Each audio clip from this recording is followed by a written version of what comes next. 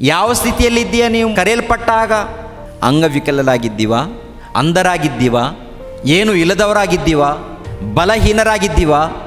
ಯಾವ ಸ್ಥಿತಿಯಲ್ಲಿದ್ದರು ಶ್ರೀಮಂತಿಕೆ ಸ್ಥಿತಿಯಲ್ಲಿ ಇರ್ಬೋದು, ಬಡವನ ಸ್ಥಿತಿಯಾಗಿರ್ಬೋದು, ಯಾವ ಸ್ಥಿತಿಯಲ್ಲಿರ್ಬೋದು, ಆಕಾರದಲ್ಲೇ ಆಗಿರ್ಬೋದು, ಆರ್ಥಿಕ ವಿಷಯದಲ್ಲೇ ಆಗಿರ್ಬೋದು, ಯಾವ ಸ್ಥಿತಿಯಲ್ಲಿದ್ದೀವೋ ಅದೇ ಸ್ಥಿತಿಯಲ್ಲಿದ್ದುಕೊಂಡು ನಾವು ದೇವರಿಗೋಸ್ಕರ ಮುಂದೆ ಹೋಗಬೇಕು.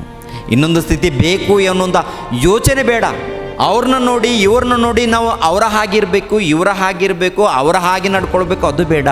ನಾವು ಯಾವ ಸ್ಥಿತಿಯಲ್ಲಿ ಇದ್ದೀವೋ ಆ ಸ್ಥಿತಿಯಲ್ಲಿ ಮುಂದೆ ಹೋಗ್ತಾ ಇರಬೇಕು ಅಷ್ಟೇ. ನಡೆಸೋರು ಹಿಂದೆ ನೋಡೋರು ನೋಡ್ತಾ ಇದ್ದಾರೆ, ದೇವರು ನೋಡ್ತಾ ಇದ್ದಾರೆ. ಯಾವಾಗ ಏನೇನು ಕೊಡಬೇಕು ಅದು ಕೊಡ್ತಾ ಇರ್ತಾರೆ.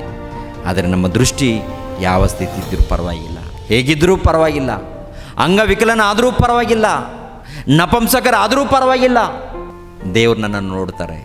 ಈ ದೇಹ ದೇವರಿಗೆ ಆಲಯ ಅಂತ ಹೇಳಿ ಒಳ್ಳೆ ಭಕ್ತಿಯಿಂದ ಹೋದಾಗ ಪ್ರಿಯರ ದೇವ್ರ ಮಕ್ಕಳಿರ ಯಾರೇ ಆದರೂ ಪರವಾಗಿಲ್ಲ, ದೇವರ ದೃಷ್ಟಿಯಲ್ಲಿ ನಾವೆಲ್ಲರೂ ಒಂದೇ.